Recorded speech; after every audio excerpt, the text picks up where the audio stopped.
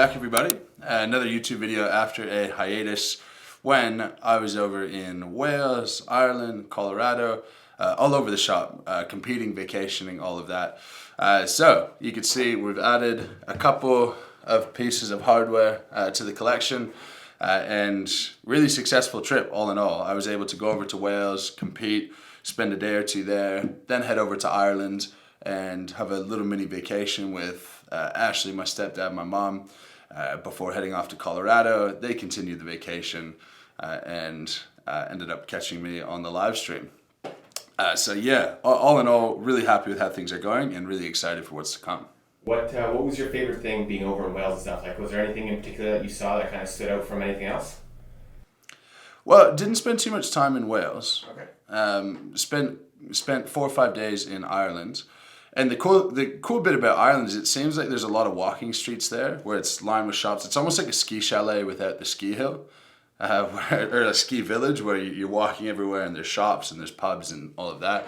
And Ireland, outside of Dublin, really nice. We saw the Cliffs of Moher, we saw the Kilkenny Castle, we went to Galway, we went to Cork, went to Kilkenny Castle. Yeah, it was all really cool, really cool, better than expected. How was the bar and stuff? How was the turnout for everybody coming out? It was about what I wanted it to be. There was probably about 30 people who came, which was enough that I could have a drink and it wasn't too impeding. It wasn't possible to do that in Colorado, but every time that I can, I'll continue that tradition. No, awesome. So I guess, we got 2 new trophies. You've already recapped the events themselves, but is there anything else that you kind of want to touch on about these 2 new podiums that you added to the collection? Well, it just makes me hungrier, and I don't want to take it for granted, but I still haven't stood atop of any podium yet. I still haven't won anything yet. So I'll be content when these second and thirds start turning into firsts. But for what people are calling my rookie year, which I don't really put any weight into that, there's certainly a very high ceiling in the years to come. No, that's super, super exciting. So I guess this is a good way to kind of pivot into how training is going right now, because you did announce that you're not going to compete at the Canada's Strongest Man.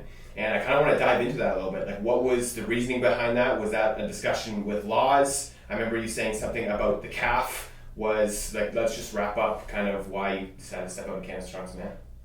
In Colorado, halfway through the yoke, I felt my calf cramping, and I actually felt it cramping before I started the yoke. If you watch the video back, you'll see me stretching my right calf, pushing against the pole because it started cramping in warm-up.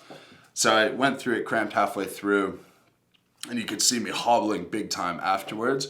But all it was is a cramp. But when you let a cramp set in, then it sticks around for 4 or 5 days. So I had a really hard time walking the next day. Crashing the ATV with Bobby didn't help things. And I had about 11 days from that stage to prepare for Canada's Strongest Man. And I have other things coming up this year, and it was a health decision, it was a business decision.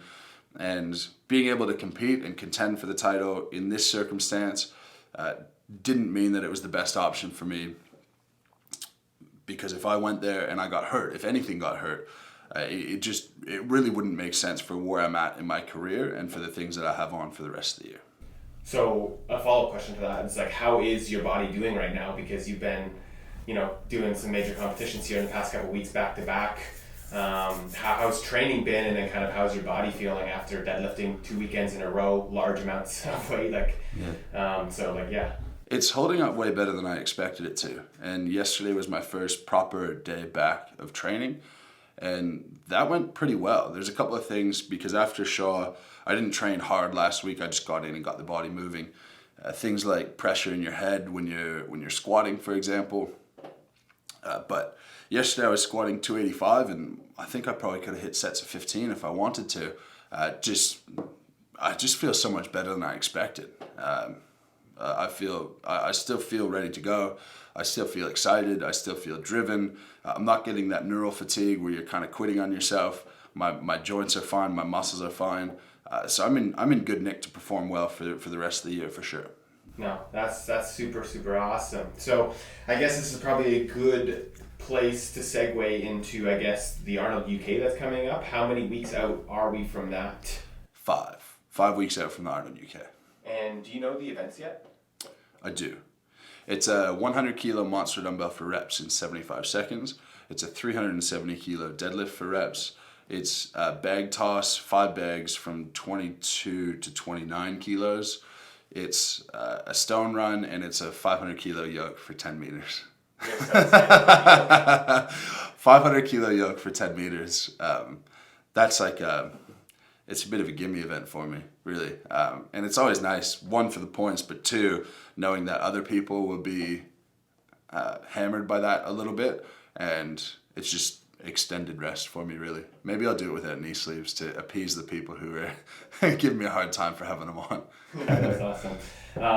One thing I want to bring up, I guess, is like your initial reaction during the Giants Live when you thought people were booing you, but the moose chant going loud through the building and everything. Like, what is your feeling like with the whole moose chant and everything? No, I love it. I want to keep it going, and I was just messing with the people. But in Europe, they don't really. And speaking to a crowd, sarcasm is lost a little bit.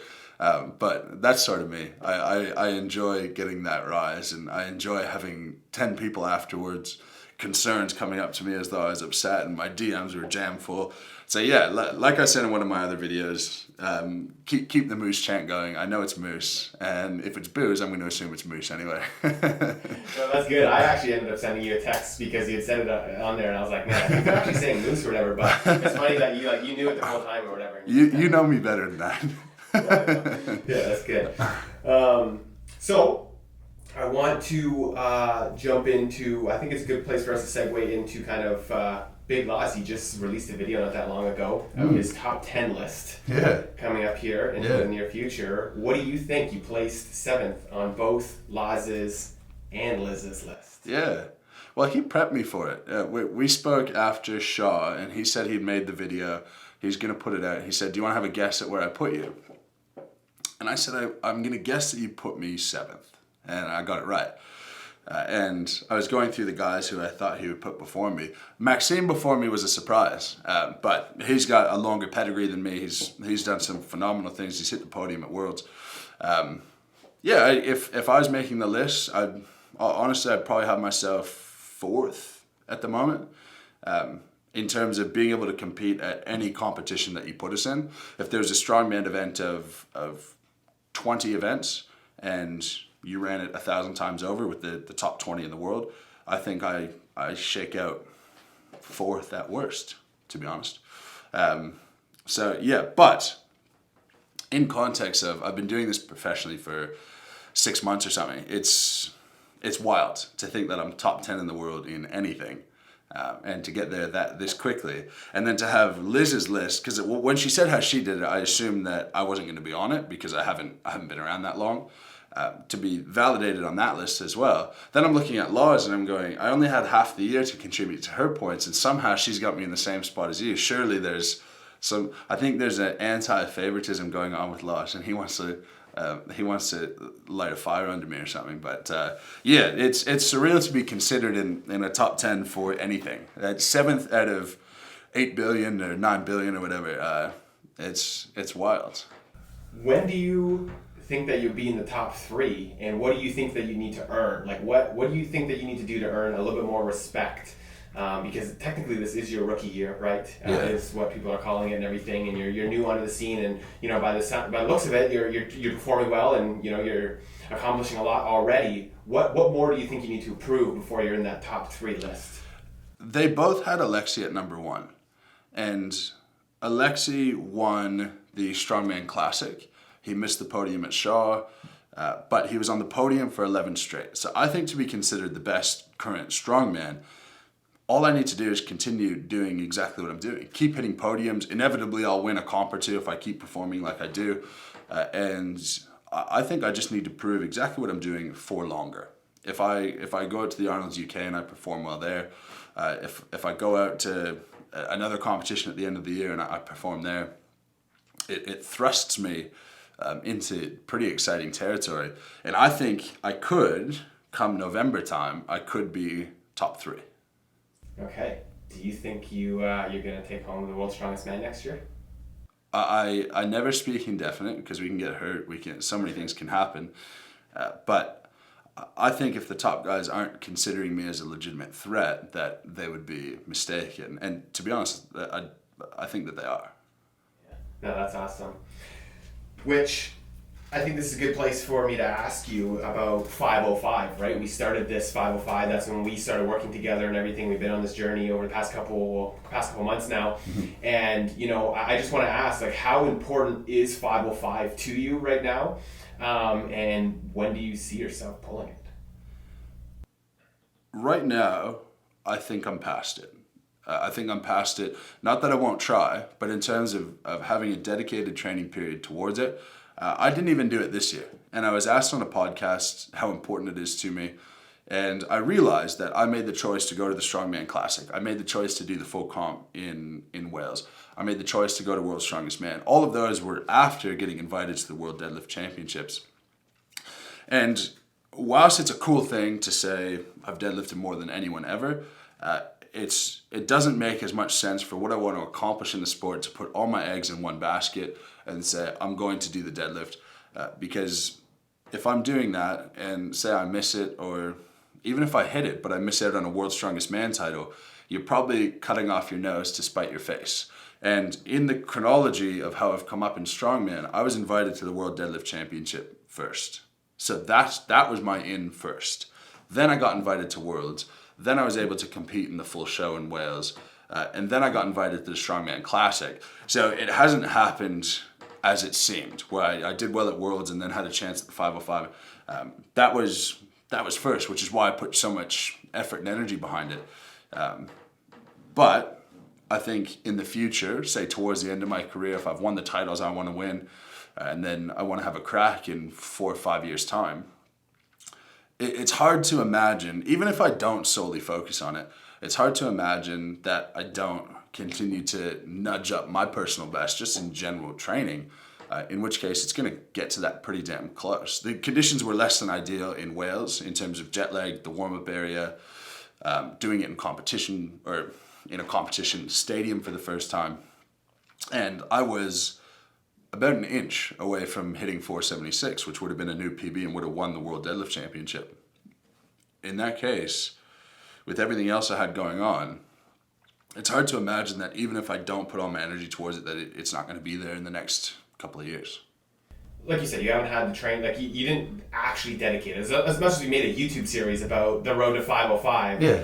It was like a half-assed effort, more or less, right? It wasn't like a full year of training. Well, not like a half-assed effort, but yeah, you only have so much energy and time to dedicate to one thing, and I disperse it. Even in the videos, you see sometimes we're talking deadlift, sometimes monster dumbbell or log or whatever, and the goal of the YouTube series is to be entertaining for all of you, and we'll continue to try to do that. And to be entertaining, I think you need a very clear, pointed goal, and it can't just be road to becoming the best version of myself that I could be. Episode 4.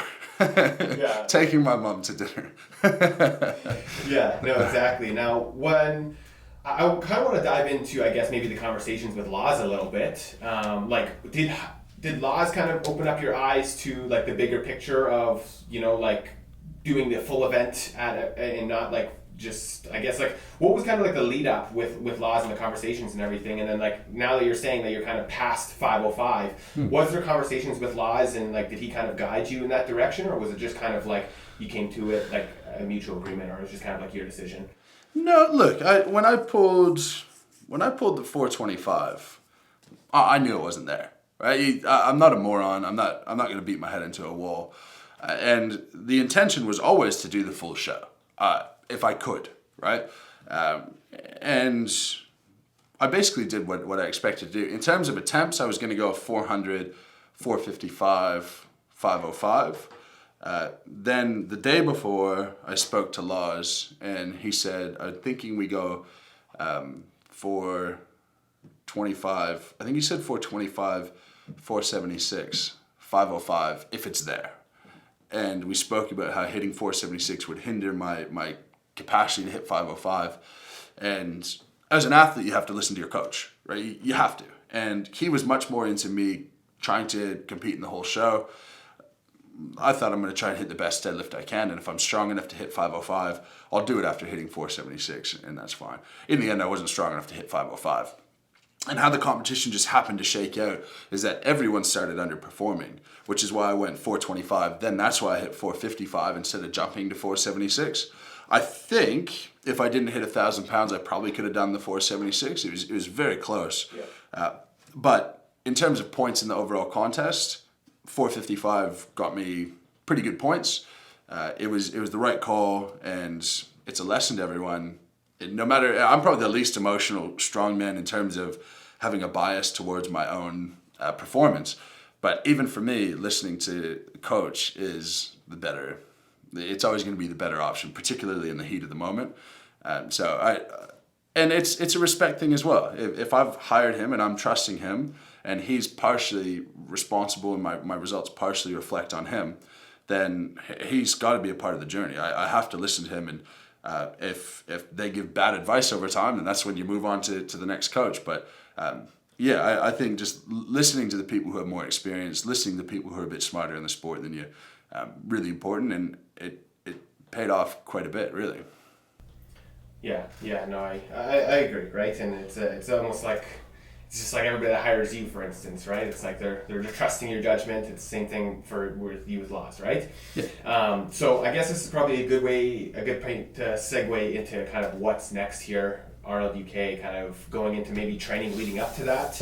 If anything, if there's any events in particular, like the bag toss, I'm sure you want redemption on the bag toss. Yeah. And, like, what are you doing leading up to that event? What's your training kind of looking like? And then we could segue into the bigger picture, I guess, after this. Yeah, so Arnold UK 5 weeks.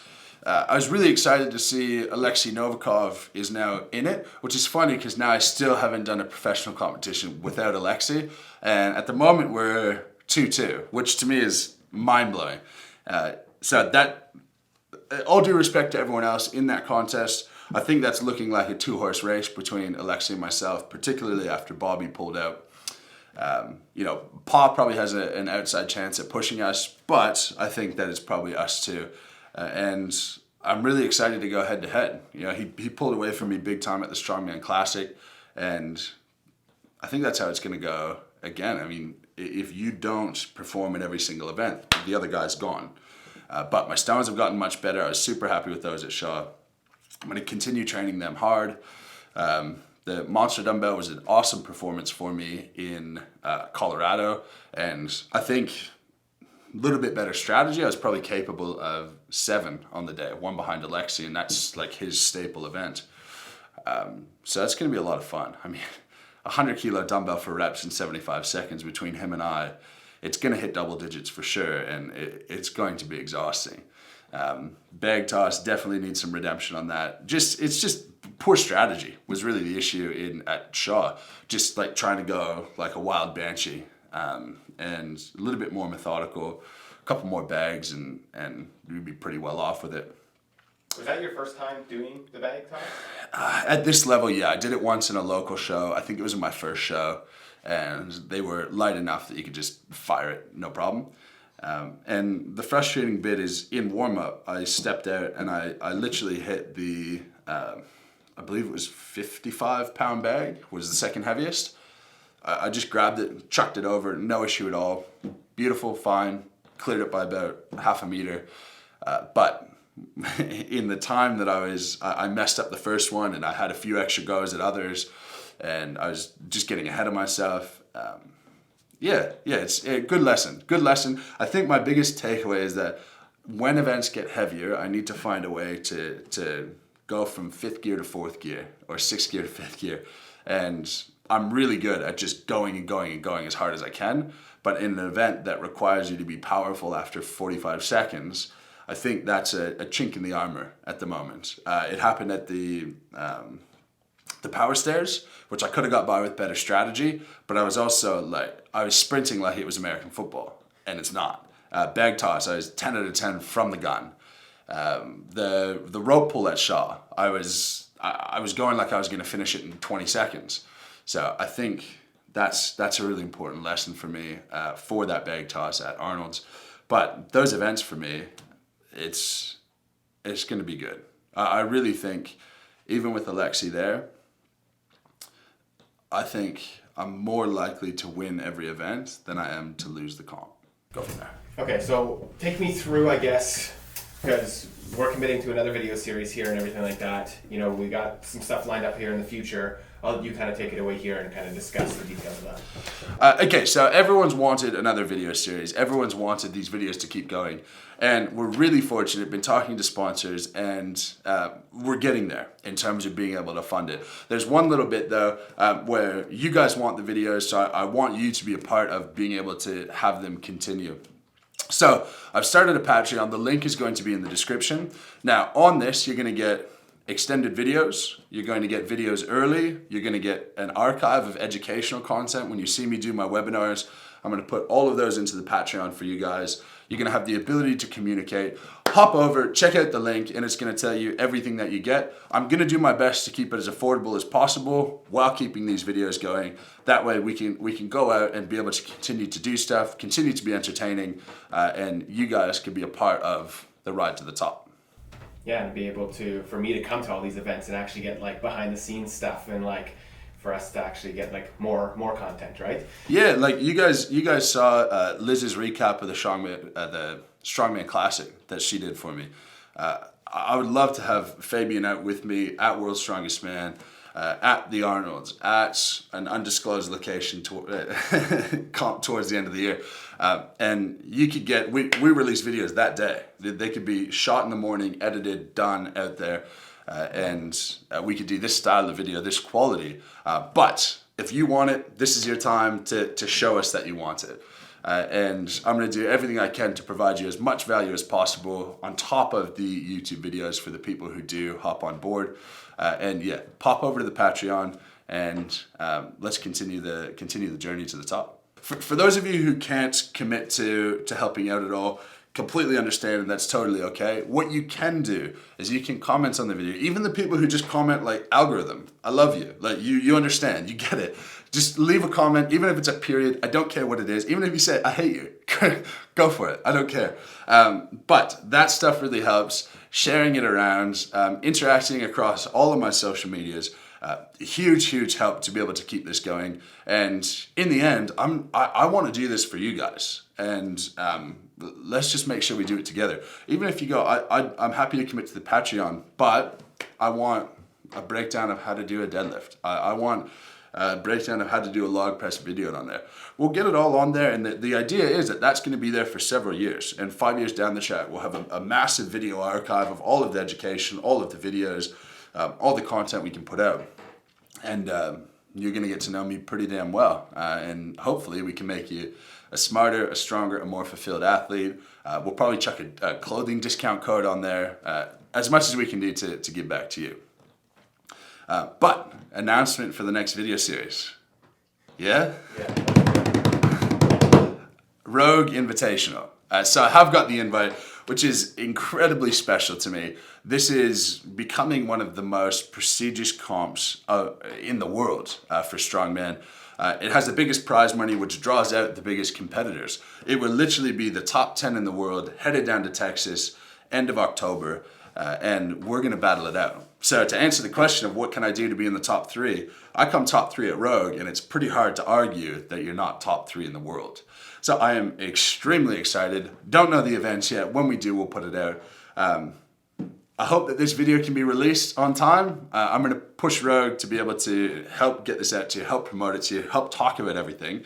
And yeah, we'll go from there. But super excited. And this is the last thing that's really validated me of now, I think I could just pick and choose the events that I want to do. And next year could be World's Strongest Man, Shaw Classic, Rogue Invitational, maybe the Arnolds in America, Giants Strongman Classic, maybe the World Deadlift Champs. But the exciting bit is it's up to me. And maybe I'll let you guys help me decide.